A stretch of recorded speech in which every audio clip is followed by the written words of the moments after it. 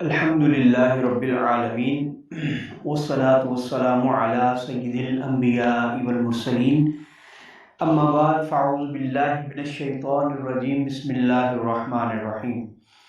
मैं अभी अभी मिर्ज़ा जेलमी की एक वीडियो क्लिप सुन रहा था और मैं हैरान हो गया कि किस तरह ये अहादीस को बयान करते हुए डंडी मारता है, कितना जुल्म करता है और लोगों को किस दर्जा तक ये गुमराह करता है। अल अमान वल हफीज़। और फिर उसके बाद लोगों में इसने ये एक रूह फूंकी है अपने फॉलोअर्स में कि जब भी आपसे कोई बात करे इस मौजू पे तो आप ये कहा करें कि अगर हम ये हदीस बयान करके गुस्ताख हैं तो जिन मुहद्दिसीन ने इन अहादीस को अपनी किताबों में नकल किया वो गुस्ताख क्यों नहीं। तो हम बारहा ये कह चुके हैं कि जिन मुहद्दिसीन ने इन अहादीस को अपनी किताबों में नकल किया उन्होंने कोई डंडी नहीं मारी, कोई तहरीफ नहीं की। उन्होंने सहाबाए किराम अलैहिम रिज़वान की अज़मत व शान व शौकत और उनकी बुजुर्गी और उनकी तहारत और उनकी पाकी और उनके मर्तबे के खिलाफ उस हदीस से कोई फ़हम मुराद नहीं लिया, इसीलिए वो गुस्ताख नहीं ठहरते। तुम इसलिए गुस्ताख ठहरते हो कि तुम उन अहादीस को बयान करके अजीब से ऐसे माना तलाश करते हो और ऐसी गुफ्तगू करते हो कि जिसका उस सहाबी की शान शराफत से कोई ताल्लुक नहीं होता। मतलब दावा तुम्हारा ये है कि हजरत अमीर मुआविया रज़ियल्लाहु ताला अन्हो मिंबर पे बैठ के हजरत अली मुर्तजा को गालियां देते थे, ये तुम्हारा मौकिफ है। सब तुम्हारे इस मौकिफ से आगाह हो चुके हैं और फिर तुम उसके बाद कहते हो कि वो मिंबर पे बैठ के गालियां देते भी थे और मिंबरों पे बैठ के गालियां दिलवाने का आर्डर भी देते थे, हुक्म भी देते थे कि जब भी कोई खतीब मिंबर पे बैठे तो मौला कायनात को सबो शतम करे, गालियां दे या इस तरह के अल्फाज जो तुमने बोले हुए हैं। और हमारे उलमा ने भी बेशुमार मर्तबा ये कहा कि अगर तुम्हारे पास कोई ऐसी हदीस है, कोई ऐसी रिवायत सहीहुल असनाद है जिससे ये बात या तुम्हारा ये दावा साबित होता हो तो तुम हमारे सामने ले आओ, हम उसका जवाब देंगे और जो तुम कहोगे हम उस पर हुक्म लगाएंगे। लेकिन आज तक राफजी भी अपने इस दावे पे कोई एक दलील न ला सके और ना ही आज तक मिर्जा जेलमी मंगोल अपने इस दावे पे दलील ला सका कि हजरत मीर माविया ऐसा करते थे या ऐसा करने का हुक्म देते थे। उसके अलावा अगर तुम मुस्लिम शरीफ से ये पेश करो कि 6220 कि उन्होंने हजरत साद को हुक्म दिया, हालांकि हुक्म का लफ्ज नहीं है, अमर का लफ्ज है और अमरा, और इसका मतलब यह है कि उन्होंने उनको हाकिम बनाया, किसी इलाके का हाकिम बनाया।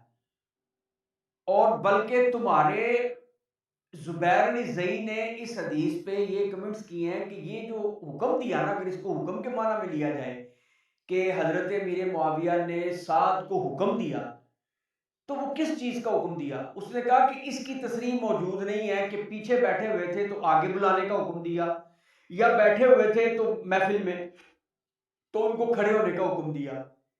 इस बात की सराहत नहीं है, बहरहाल ये है कि हुक्म दिया। और अगली बात कि तुम्हें अबू तुराब पे कौन सी चीज है माने मना करने वाली कि तुम उनको बुरा नहीं कहते, उस चीज का हवाला दो। मतलब अगर मैं कहूं मिर्जा मंगोल को कि तुम अपने बाप को बुरा भला क्यों नहीं कहते, तो वो क्या कहेगा? वो यही कहेगा ना, मैं इसलिए अपने बाप को बुरा भला नहीं कहता, वो मेरा बाप है। मैं इसलिए अपने बाप को बुरा भला नहीं कहता कि उसकी फजीलत में अल्लाह और उसके रसूल के अहकामात मौजूद हैं। मैं अपने बाप को बुरा इसलिए नहीं कहता कि वो मेरी मां का शोहर है, मैं उसके लुत्फे में से हूं, वो मेरी असल है, मेरी जड़ है, मैं उसकी फरा हूं, वो मेरा कुल है, मैं उसका जुज हूं। ये कहोगे, इसका मतलब ये थोड़ी निकालोगे कि मैं ये कह रहा हूं कि मिर्जा तुम अपने बाप को गालियां दो या बुरा भला कहो। नहीं, तालीम के लिए ये बातें होती हैं। और फिर ये हजरत अमीर मुआविया की हिकमत थी इमाम नववी की इस हदीस पे शरह पढ़ लो, दीगर मुहद्दिसीन की पढ़ लो, उन्होंने तो ये नहीं कहा कि हजरत अमीर मुआविया ने हुक्म दिया। तो हम नए बंदे की बात को कैसे लेंगे? हम तो उस हदीस पे जो 14 सदियों से तसलसल के साथ फहम चला आ रहा है, हम तो उसको बयान करेंगे और उसी पे अपना अकीदा बनाएंगे। क्योंकि सहाबी रसूल से ये हम ये एक्सेप्ट नहीं करते कि सहाबी रसूल जिस पे अल्लाह राजी हुआ हो और वो अल्लाह से राजी हुआ हो वो इस तरह करे, सवाल ही नहीं पैदा होता। अब इसने 6209 नंबर हदीस उसने सुनाई वहां पे, जो मैं उसका क्लिप सुन रहा था, और वो हदीस ये है कि हजरत साद बिन साद रज़ियल्लाहु ताला अन्हु बयान करते हैं, आले मरवान में से एक शख्स, ये तवज्जो कीजिएगा, आले मरवान में से एक शख्स को मदीना का आमिल बनाया गया। इसने हजरत साहल बिन साद को ये हुक्म दिया कि वो हजरत अली को बुरा कहे। तवज्जो कीजिएगा, हजरत साहल ने इनकार किया। हजरत साहल ने इनकार किया। इसने कहा अगर तुम इनकार करते हो तो यूं कहो अल्लाह अबू तुराब पर लानत करे, माअज़ल्लाह सुम्मा माअज़ल्लाह। हजरत साहल ने कहा हजरत अली के नजदीक अबू तुराब से बढ़कर कोई नाम महबूब नहीं था। हजरत साहल कह रहे हैं कि हजरत मौला कायनात के पास जो सबसे महबूब नाम था ना, जो आपको पसंद था, वो अबू तुराब था। जब उनको अबू तुराब के नाम से बुलाया जाता तो वो खुश होते थे। अच्छा, उसके बाद है कि रावी ने उनसे कहा, जिनको वो हदीस सुना रहे थे, रावी ने उनसे कहा कि हमें उनका वो किस्सा बताओ कि इनका नाम अबू तुराब कैसे रखा गया। उन्होंने फिर वो तफसील बताई कि हुजूर एक दिन तशरीफ लाए सईदा फातिमा के घर, तो हजरत अली मौजूद नहीं थे, तो पूछा कि उनके क्या हुआ है, तो उन्होंने कहा कि उनके और मेरे दरमियान कुछ शकरंजी हो गई है, तो वो गुस्से में बाहर चले गए। और हुजूर फिर मस्जिद में गए, वहां पे देखा कि आप जमीन पर आराम फरमाए, आप उनके कपड़ों से मट्टी झाड़ते जाते थे और फरमाए जाते थे कि वयकूलु कुम अबत तुराबी, कुम अबत तुराबी, उठो या अबू तुराब, उठो या अबू तुराब। तो हुजूर सल्लल्लाहु अलैहि वसल्लम के इस नाम को, इस कुनियत को अता करने के बाद हजरत मौला कायनात के पास सबसे जो अच्छा नाम उनको पसंद था, कुनियत पसंद थी, वो अबू तुराब की कुनियत पसंद थी।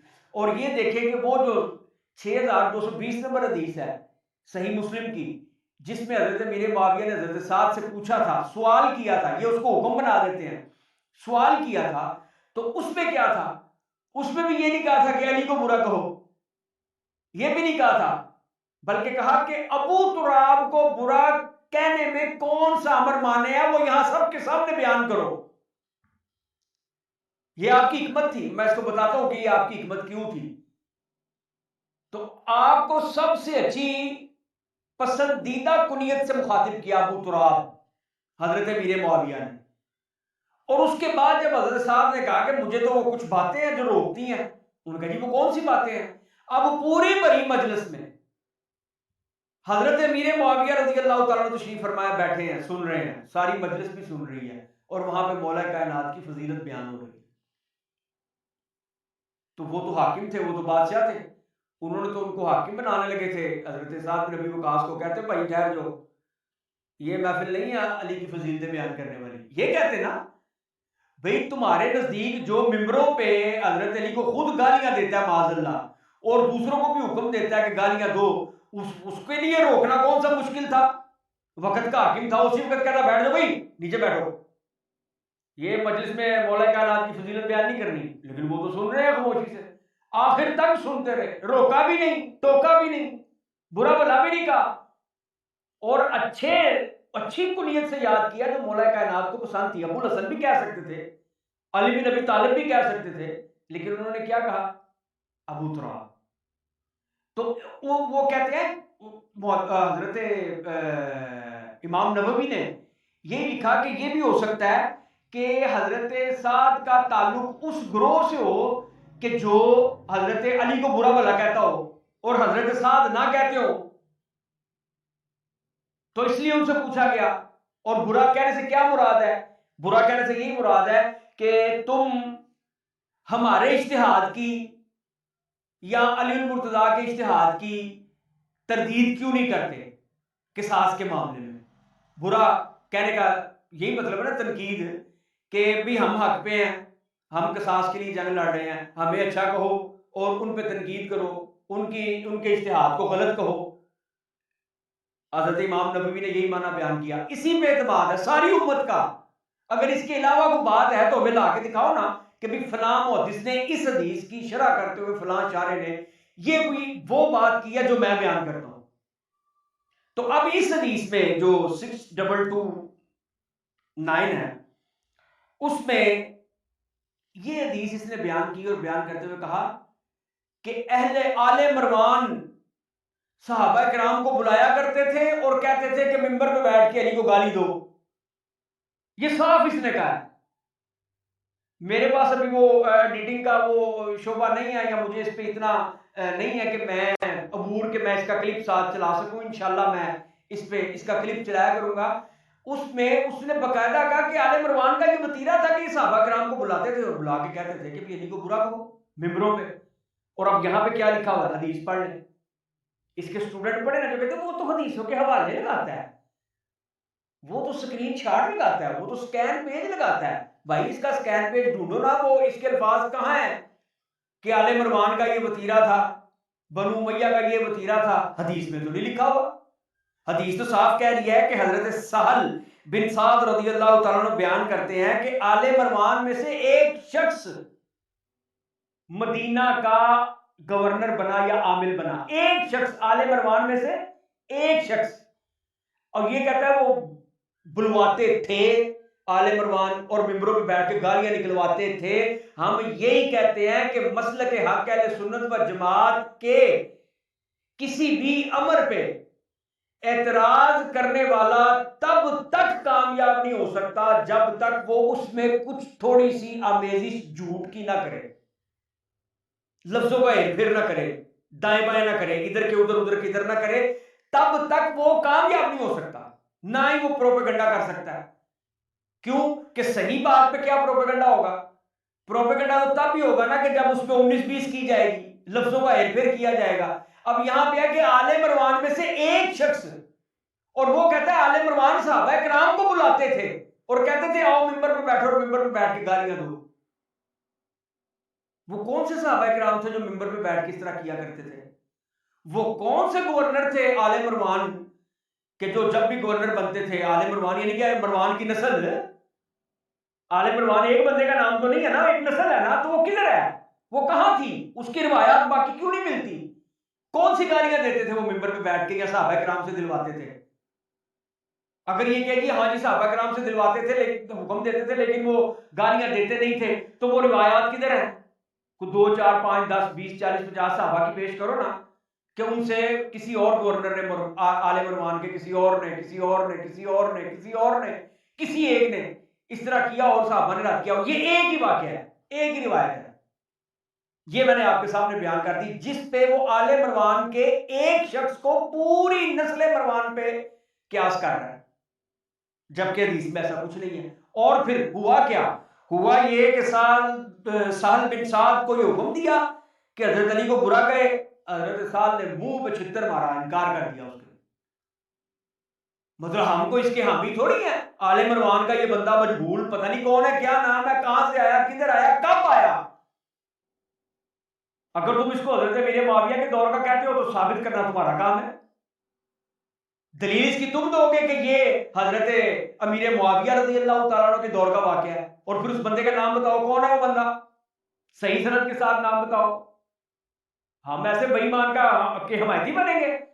लेकिन हम ये कहते हैं कि एक बंदे को पूरी आल पे, पूरी बनु उमैया पे, और फिर सहाबी रसूल हजरत अमीर मुआविया रज़ी अल्लाह तआला अन्हु को तारो तशनी का निशाना बनाओगे, जबकि इसमें हदीस में तो ऐसा है ही नहीं। उस एक बंदे का एक तकाजा उसी वक्त उसके मुंह पर रद्द कर दिया गया। हजरत साल बिन साहब ने कहा तू चल, मैं इनकार करता हूं, मैं ऐसा नहीं कर सकता। हजरत मौला कायनात को किस लिए उन्होंने साहब कहा होगा, अबू तुराब से बढ़ के तुमको नाम ही पसंदीदा नहीं था। क्या मतलब कि ये नाम जिसको जिसने दिया है वो हस्ती कौन है? जनाब मोहम्मद मुस्तफ़ा सल्लल्लाहु अलैहि वसल्लम की हस्ती। तो जिस हस्ती को नाम जनाबे हुजूर सल्लल्लाहु अलैहि वसल्लम ने अता किया हो, उसके बारे में मैं मुंह से वो बुरा लफ्ज निकालूं? उन पे माज़अल्लाह उनको गाली दूं या उनको लानत करूं। जिसने ये कहा कि वो तुम अच्छा चलो तुम ऐसा करो कि ये कह दो कि अल्लाह अबू तुराब पे लानत करे, अल्लाह उस पे लानत करे। हम तो ये कहते हैं अल्लाह उस पे लानत करे जिसने ये कहा, लेकिन ये है कौन? ये पूरी आले मरवान है। ये तो एक बंदा है और वो भी मजहूल है, उसका नाम ही नहीं लिखा हुआ। उसका नाम हो तब हम कहें क्या ये आले मरवान क्या अमीर मुआविया रज़ी अल्लाह तआला थे, या ये आले मरवान क्या ये पूरा पिंड था, पूरा कबीला था, एक बंदा था जिसका नाम भी नहीं पता कौन था कौन नहीं था, किस दौर में ये हाकिम बना। हजरत मेरे मुआविया के दौर में बना तो इसकी दलील तुम्हारे जिम्मे है। लिहाजा लोगों को झूठ फ्रेब और फ्रॉड और दजल के जरिए अपने दामे तस्वीर में ना लाओ। अगर तुम्हारे पास कुछ हकायक है तो वो बयान करके हमारे साथ मुकाबला करो ना। हमेशा थोड़े सच में ज्यादा झूठ मिला के और प्रोपेगेंडा सुन्नत के खिलाफ करते हो, इसके अलावा तुम कुछ कर नहीं सकते, कुछ बन नहीं सकता, तुमसे कुछ हो नहीं सकता जब तक तुम थोड़े झूठ में ज्यादा, थोड़े सच में ज्यादा झूठ नहीं मिलाओगे। अल्लाह ताला हमें मिर्जा मंगोल के शर से महफूज रखे और आप भी अपने बच्चों को इस जानवर से बचाएं जिसका नाम मिर्जा मंगोल है। वाखिर दावा या अनिल हम्दुलिल्लाहि रब्बिल